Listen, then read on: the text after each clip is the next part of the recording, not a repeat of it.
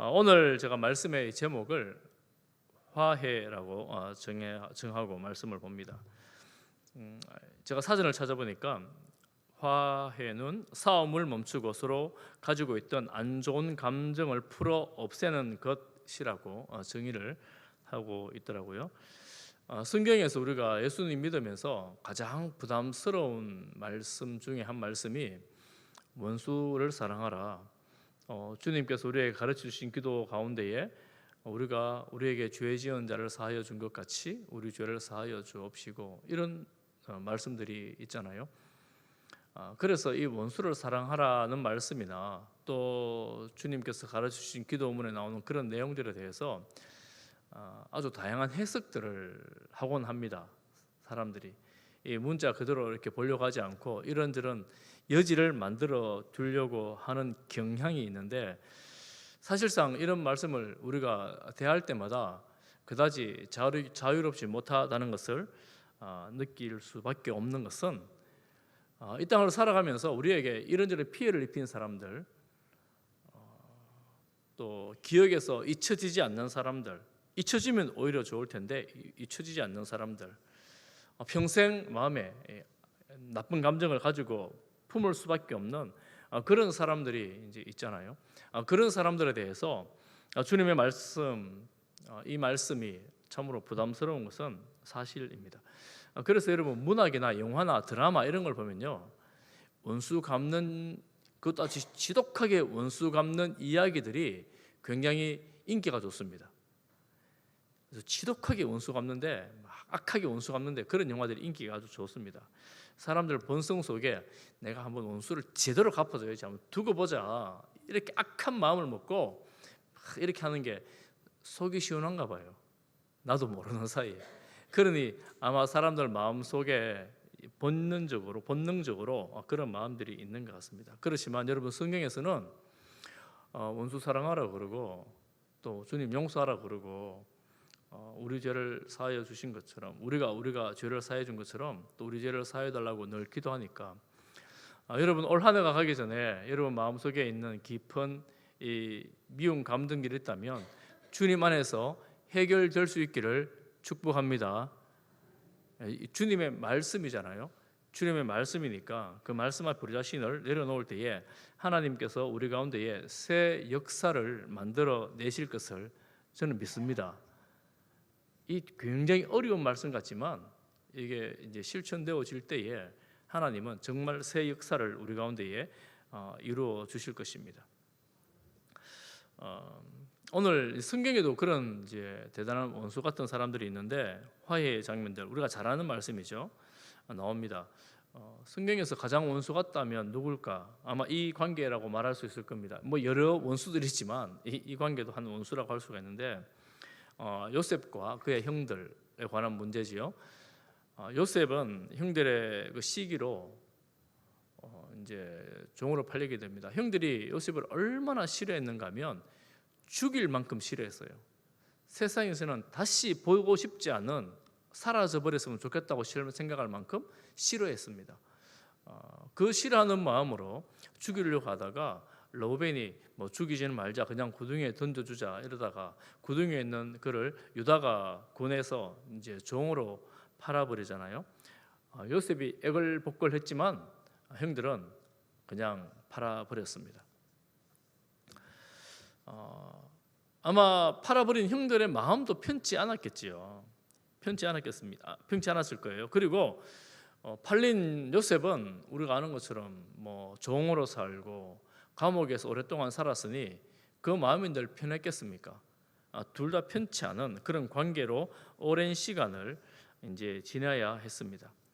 여러분, 오늘 우리가 좀 생각해 볼 내용들이 몇 가지가 있는데, 한 가지 여러분 이렇게 생각하면서 우리가 좀 본문을 보면 좋겠는데, 요셉이 그의 인생을 어떻게 해석하는가 하는 것입니다. 오늘 본문에 나오잖아요. 요셉이 그의 인생을 어떻게 해석하는가. 여러분, 어떤 경우에는 사건 사실 자체보다도 해석이 더 중요한 경우가 아주 많습니다. 이 사실은 눈에 보이는 것만을 말한다면 그 눈에 보이는 것 이면에 있는 해석, 의미를 찾는 거지요. 요셉은 그의 인생을 어떤 관점에서 해석하고 있는가를 오늘 좀 보면서 여러분 이렇게 흐르는 내용 안에 보면서 말씀을 좀 보면 좋겠습니다. 요셉은 평생 17살이 될 때까지 아버지 집에서 가장 사랑받는 총애받는 아들로 부족함 없이 부러울 것 없이 오히려 시기를 받으면서 자랐지만 졸지에 종이 되고 감옥에 들어가는 그런 인생이 되었습니다.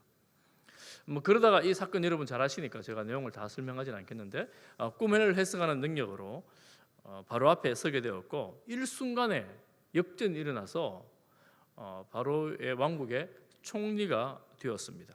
그리고 그의 요셉의 방법대로 기근을 잘 준비해서 기근을 책임지는 그 자리에 이르게 되었습니다. 흉년 7년이 시작되었을 때에 이제 세상에 난리가 났죠. 흉년 7년이 될 때부터 이제 난리가 나서 애굽뿐만 아니라 그 주변 온 땅이 대기근으로 시달리게 되었고 그 형제들이 가나안에 사는 형제들이 곡식을 구하기 위해서 애굽 땅에 오게 되었습니다. 이제 이때부터 이 사건이 이제 일어나게 되죠. 애굽에 들어와서 요셉을 만난 형들은 요셉을 알아볼 수 없겠죠. 당연히 알아볼 수 없겠죠. 그렇지만 요셉은 단번에 알아볼 수 있었습니다.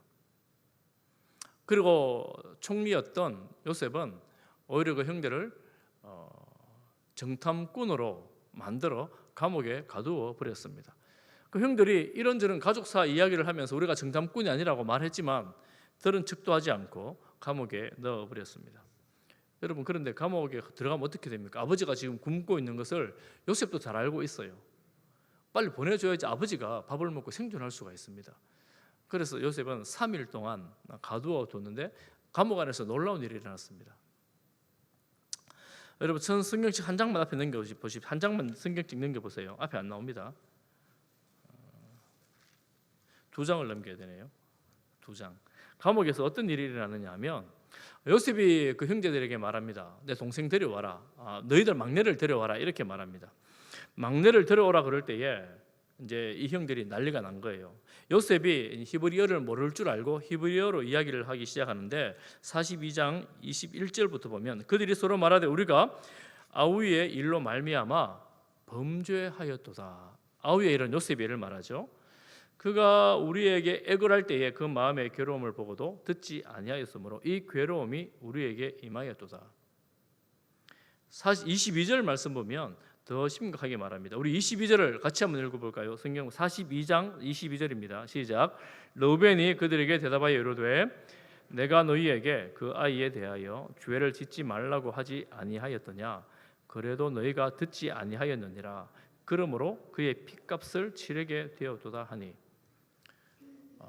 르우벤이 그 당시 그들이 동생을 구덩이에 던지든지 혹은 죽이려고 했던 것이든지 팔아넘긴 일에 대해서 죄라는 명백한 인식이 있었습니다. 이건 죄다, 악을 행하는 것이다.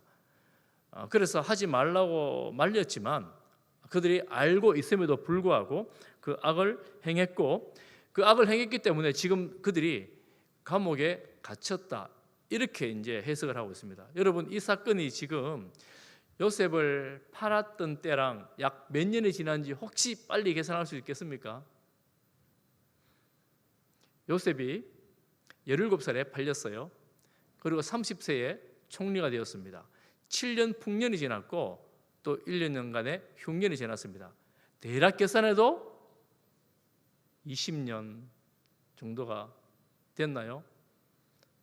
계산해 보세요. 13년, 7년 하면 20년이잖아요. 산수를 잘 하셔야 되는데 대략 계산해도 20년이 지났습니다. 그런데 이들이 감옥에 갇히는 그 순간 그리고 요셉이 막내를 데려오라고 말하는 그 말을 들으면서 형제들이 갑론을박을 하는데 그 주제가 뭐냐면 그때 우리가 지은 죄 때문에 우리가 갇힌 것이다. 이렇게 해석을 하는 겁니다. 후회를 하면서 고통스러워하고 있습니다. 그의 핏값을 치르고 있다. 이렇게 말합니다. 여러분 아마 여러분 인생에서 어려운 일을 당할 때 예상치 못한 어려움을 당할 때 그럴 때 있잖아요. 경제적으로 갑자기 어려워진다든지 혹은 병상에 눕게 된다든지 혹은 어떤 어려운 관계가 생겼다든지 이럴 때 여러분 성도들이 제일 먼저 하는 게 뭐예요? 하나님께 묻죠. 하나님, 제가 무슨 죄가 있어서 이런 일을 당합니까? 아마 성도들이라면 다 그렇게 할 것 같아요. 저 역시도 그런 그때가 있었던 것 같습니다. 하나님, 어떤 죄 때문에 이렇게 고통스럽게 하십니까? 무슨 죄를 지었습니까? 제가요. 뭐 이런 식으로. 그리고 온갖 일을 다 생각을 해보죠. 온갖 일을 다 생각하면서 하나님 그거 잘못했습니다. 그거 잘못했습니다. 회개를 낱낱이 회개의 시간을 가지게 되는 것이 인지상정인 것 같습니다. 형들도 20년 전이 지났지만 감옥에 갇히면서 바로 이 이야기를 하는 것은 요셉도 잊지 못한 일이지만 형들도 잊지 못하고 있었다는 거죠. 그때 그 사건을 애걸복걸하며 울고 불던 그때 당시 요셉이 했던 그런 태도들을 잊지 못하고 생생하게 기억하고 있었던 것입니다. 그리고 지금은 후회하고 있습니다. 그때 우리가 죄를 짓지 말아서 했구나. 그때 우리가 그러지 말아야 했었구나. 이런 후회를 그들은 히브리 말로 해서 요셉이 모를 거라고 생각했지만 요셉은 다 알아듣고 있었습니다. 어쨌든 그 감옥에서 풀려나서 시몬을 잡아두고 곡식을 담아둔 자루에 그들이 가져온 돈을 다시 해서 아버지의 집으로 보냅니다. 먹고 살아야 되니까요. 아버지 집에 가서 아들들이 말합니다. 막내를 데려오라 합니다. 막내를 데려가지 못하면 다시 가지 못합니다. 시몬을 데려오려면 막내를 데려가야 됩니다. 아버지가 택도 없죠. 우리말로 보내주지 않습니다. 내가 요셉도 이랬는데 이 베냐민조차 이럴 수 없다 이렇게 말합니다. 그러면서 시간이 가는데 가져온 곡식들이 양식이 떨어져 갑니다. 르우벤이 나서서 아버지를 설득해 봅니다. 설득이 통하지가 않습니다. 그때 유다가 났습니다. 유다가 나서서 나를 담보로 해서 베냐민을 데려가겠습니다. 제가 담보가 되겠습니다. 이렇게 말하는 유다의 말을 들은 아버지 야곱이 이 베냐민과 함께 다시 애굽 땅으로 보내게 됩니다. 그때 보내면서 야곱이 하는 말이 있습니다. 여러분 43장 14절 말씀 굉장히 중요한 말씀인데 43장 14절을 우리 함께 읽어보겠습니다. 43장 14절입니다. 시작. 전능하신 하나님께서 그 사람 앞에서 너희에게 은혜를 베푸사 그 사람으로 너희 다른 형제와 베냐민을 돌려보내게 하시기를 원하노라. 내가 자식을 잃게 되면 이러리로다. 야곱이 이제야 하나님의 은혜를 구합니다. 이제야 구합니다. 야곱이 하나님을 모르는 사람이 아니잖아요. 하나님을 여러 차례 만난 사람이 인물이 야곱입니다. 근데 왜 진작 구하지 않았을까요? 은혜를 구하면서 하는 말이 무엇입니까? 하나님께서 그 사람 요셉 앞에서 너희에게 은혜를 베풀어 주시기를 원한다. 이렇게 이제 기도를 합니다. 또 은혜 결과가 뭐냐면 다른 형제 시몬을 말하죠. 다른 형제 시몬과 베냐민도 함께 돌려 보내기를 원한다. 하나님께서 은혜를 베푸시면 잃었던 시몬 그리고 베냐민까지 다시 돌아오게 될 것이다.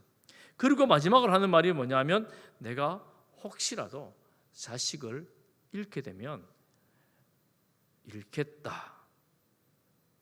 이렇게 말합니다. 우리는 이 이야기의 결론을 알고 있으니까 은혜가 덜할지 모르겠지만 결론을 모르는 야곱 입장에서는 너무나 인생의 중대한 결정을 내린 겁니다.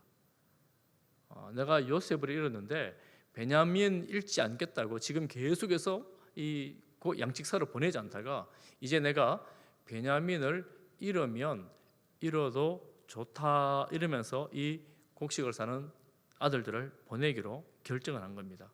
이거예요. 한 명 아들 더 잃어도 우리가 굶어 죽을 수 없으니까 우리 가족들 다 살리기 위해서 내가 보내겠다. 너희 가는 길에 하나님께서 은혜를 베풀어 주시기를 원한다 하는 겁니다.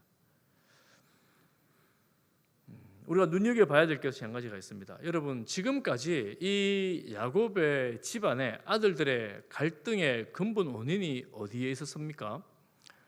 야곱은 여러 아내 중에서 라헬만을 지독하게 사랑했습니다. 그리고 라헬의 아들 요셉과 베냐민을 더 지독하게 사랑했습니다. 여러분, 충분히 상상할 수 있죠. 그 아들 형제 사이에서 얼마나 갈등이 심했습니까? 요셉이 그 꿈 이야기도 있지만 이미 그 전에 아버지의 그 편으로 말미암아 갈등이 가득한 그런 집안이었고, 그런 중에 그것 때문에 요셉을 잃었는데, 형제들이 요셉을 시기해서 요셉을 잃었는데 모르는 사람은 아버지뿐이에요. 다른 형제들 다 알고 있고 아버지만 모르고 있어요. 그런데 지금은 또다시 베냐민 때문에 갈등을 하고 있습니다. 온 식구가 다 죽게 생겼는데, 그런데 이제 그가 하는 말이 이 베냐민 잃어도 좋다, 이렇게 말하는 거예요. 지금 이 야곱이 하나님께서 그 사람에게 너희들에게 은혜를 베풀어 주시기를 간구하고 있지만 이미 실상은 하나님의 은혜가 야곱 그에게 임했습니다. 이게 무슨 말이냐 하면, 여러분, 은혜가 임하면 어떻게 될까요? 은혜가 임하면 모든 일이 잘 되고 성공하고 내가 바라던 그것들을 반드시 이루게 되는 것이 은혜가 임한 것일까요? 지금 야곱이 오히려 은혜가 임했을 때에 내가 그토록 사랑한다는 말로 대신했던 그 집착을 내려놓게 되는 겁니다. 여러분, 오늘날 많은 사람들이 사랑이라는 이름으로 여러분 스토킹 하잖아요. 데이트 폭력 이런 걸로 심지어는 살인까지 일어나는 그런 시국이 되었습니다. 여러분, 그게 말이나 되겠습니까? 어떻게 사랑이라는 이름으로 상대방을 살인할 수가 있단 말입니까? 상대방에게 사랑이라는 이름으로 폭력을 가할 수 있단 말입니까? 사랑이 아니지요. 그럼 집착이고 지독한 자기 사랑이라고 할 수 있습니다. 지독한 자기 사랑이잖아요.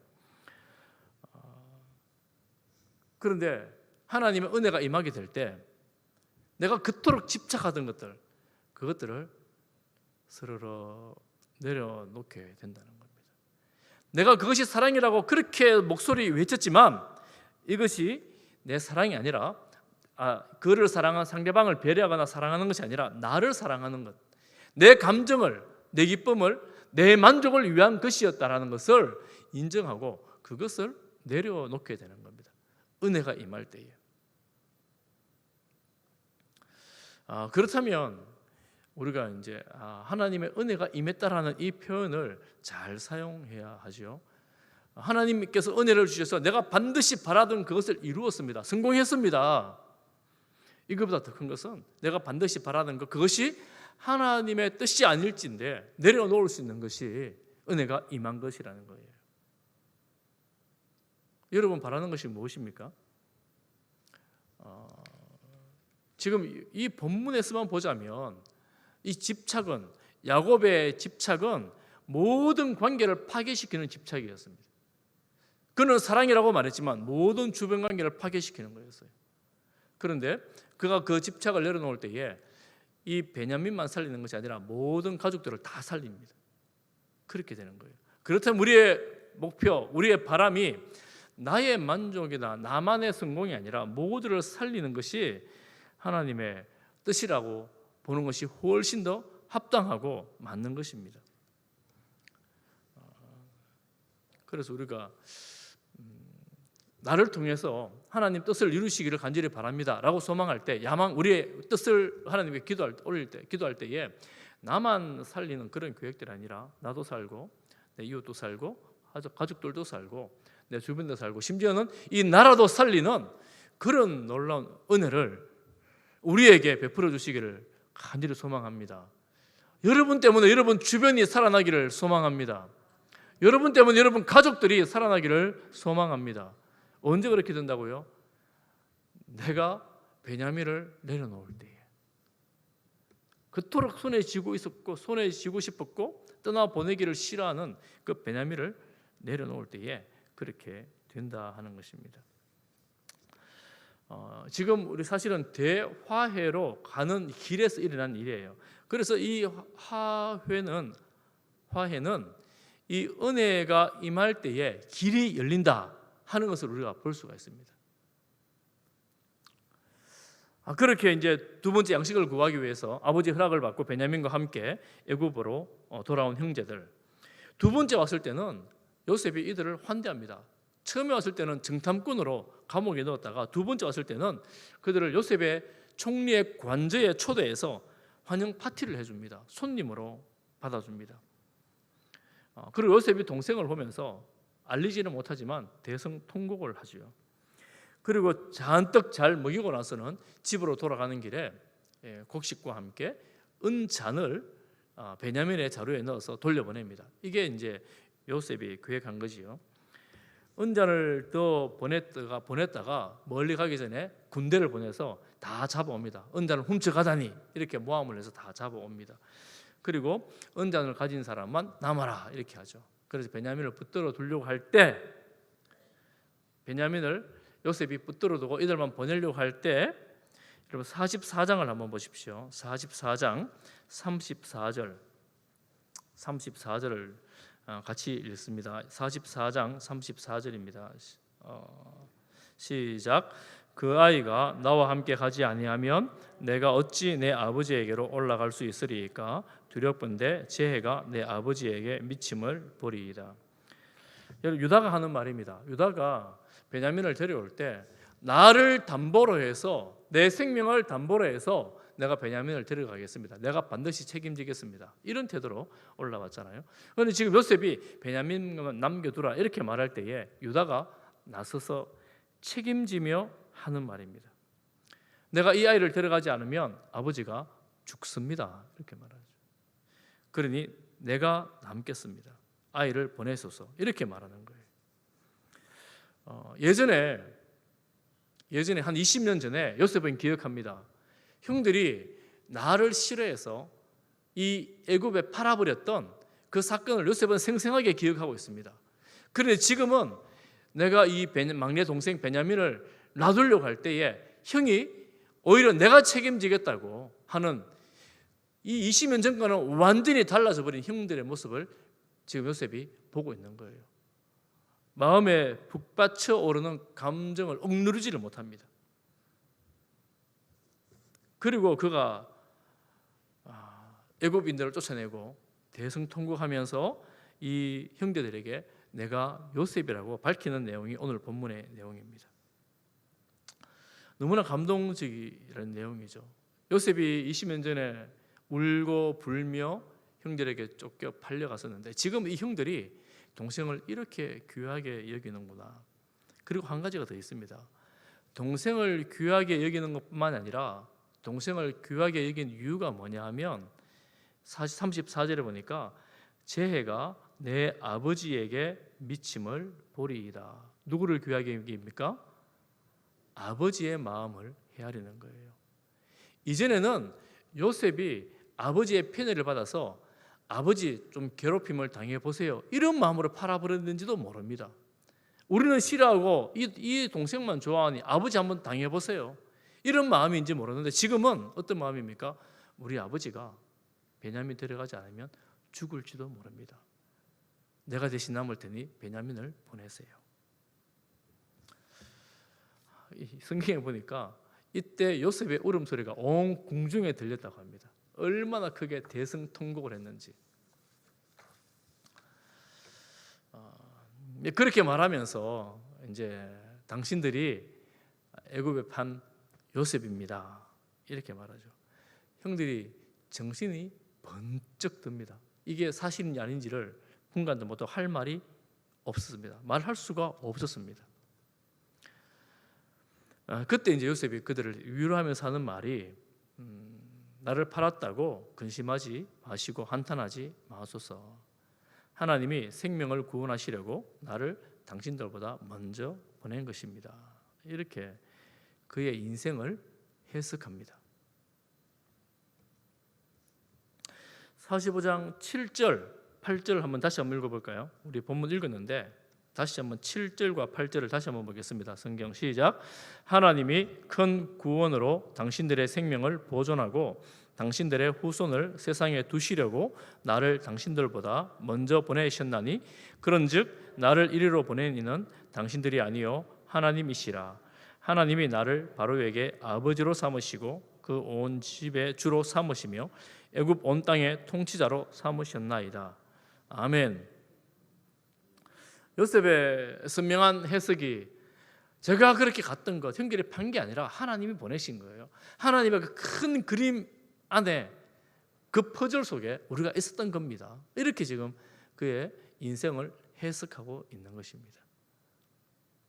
사랑하는 성도 여러분, 우리에게 하나님의 큰 그림을 볼 수 있는 이 눈이 열리기를 축복합니다. 사실 여러분 아마 돌아보면 그런 일들이 있잖아요. 그토록 마음 시렸던 아팠던 과거, 또 잊지 못하는 상처, 이런 거 있잖아요. 그런 일들에 대해서 하나님의 큰 그림이 여러분 눈에 마음에 보여지기를 간절히 바랍니다. 하나님의 큰 그림. 사실 잘 모를 수 있어요. 어쩌면 잘 모르는 것이 인생인지도 모릅니다. 다 알면 하나님 아니겠습니까? 그러니 잘 모를 수 있는데 그래도 하나님께서 나를, 우리 가족을 이렇게 인도해 가는 과정 중에 나를 두셨구나 하는 고백을 할 수 있기를 바랍니다. 그래서 신앙생활에 있어서 이 과정이라는 말이 굉장히 참 중요합니다. 누가 그러더라고요. 우리가 예수 믿으면 영생 구원을 받는데 예수 믿는 순간 다 천국에 가버리면 되지 왜 이 땅에 두셨냐고. 여러분 어떻습니까? 예수 딱 믿는 순간 다 천국 가면 얼마나 좋겠어요. 그 하나님은 우리를 다 천국 데려가지 않으시고 이 땅에 두셨어요. 그래서 우리가 한 가지 기억해야 될 것은 예수 믿는 그 순간 우리가 몸은 이 땅에 있지만 우리의 신분은 하나님의 자녀, 하나님의 백성이 되었습니다. 그리고 이 땅에서의 삶은 하나님의 백성, 하나님의 자녀로서의 삶을 새로운 존재로, 피조물로 시작하게 된 것입니다. 그러므로 우리가 이 땅에 살면서 우리가 이제 이 과정을 지나가면서 이제 여러 가지 해야 할 일도 있고 무엇보다 가장 중요한 것은 이 신분이 하나님의 자녀다 하는 것을 알고 기억하고 살아가는 것입니다. 제가 이제 이 여러분 화해하는 과정을 보면서 이제 20년 정도 걸린 인생인데 20년 짧지 않은 시간이잖아요. 그 과정 중에 있었던 일이 무슨 일이었습니까? 죄에 대한 후회가 있었습니다. 이게 반드시 필요한 것이죠. 우리 하나님 앞에 나갈 때에 죄에 대한 후회, 회개가 반드시 필요합니다. 반드시 필요하죠. 이렇게 말할 수 있잖아요. 아버지가 원인 제공자라고, 아버지가 편애하니까 우리가 동생을 그렇게 했잖아요. 이렇게 말할 수 있는데 그렇게 말하지 않습니다. 이것은 우리가 죄를 지은 것이다. 이렇게 이제 하는 거죠. 후회입니다. 그리고 또 한 가지 필요한 것은 뭐냐면 하나님의 은혜를 구했던 야곱의 기도라고 할 수 있습니다. 이 문제의 해결은 근본적으로 어떻게 되는 거냐면 하나님의 은혜가 임할 때에야 비로소 길이 열리기를 시작하는 겁니다. 끝까지 대치하면 길이 열리지 않아요. 방법이 없습니다. 그런데 그토록 집착했던 라헬의 아들들에 대한 집착을 내려놓은 야곱, 그리고 그 전에 유다가 내가 책임지겠습니다라는, 책임지겠다는 깊은 헌신, 이런 것들이 이 과정 속에서 있었던 것들입니다. 여러분 신앙생활은 어쩌면 우리가 이 과정을 쭉 지나가는 건지도 몰라요. 은혜를 사모하고 하나님의 사랑에 반응하여 헌신을 결단하고 때로는 하나님의 큰 그림 안에서 이 모든 것들이 하나님께서 하시는 일입니다. 이렇게 고백하는 그런 과정들.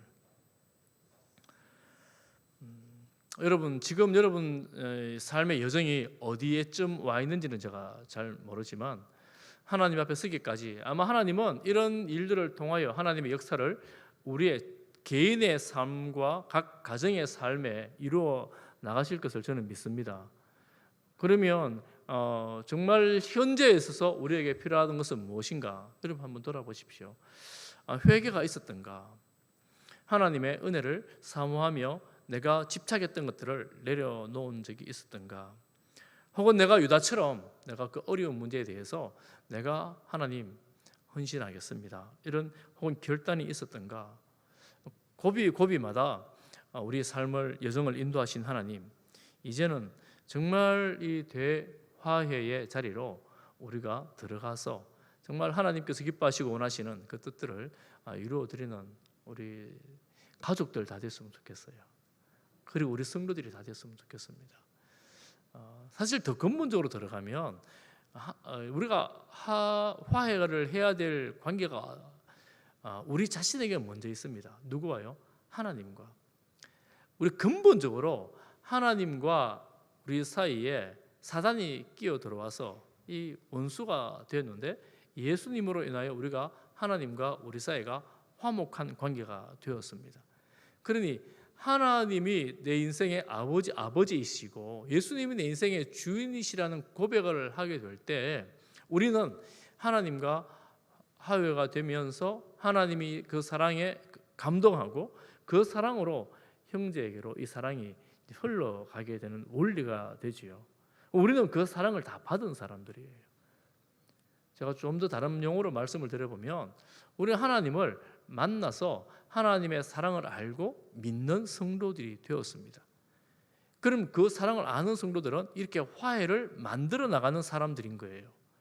그런데 아쉽게도 하나님을 만났고 예수님을 믿고 있고 그리고 그렇게 살아가야 된다는 사실을 알고 있음에도 불구하고 이렇게 나가지 못하고 오히려 관계를 깨고 또 죄라고 고백하잖아요. 죄를 지음에도 불구하고 그것이 정당하다고 합리화하면서 지내왔던 것들에 대해서 우리가 다시 한번 우리 자신을 좀 돌아볼 필요가 있다 하는 것이지요. 그리고 진지하게 하나님 앞에 우리가 반응하며 순종하는 거지요.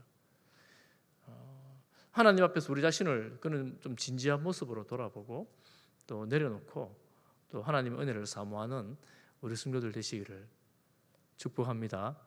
그리고 여러분 가정에, 우리 모든 성도들의 가정에 이런 은혜가 임하기를 간절히 소망합니다.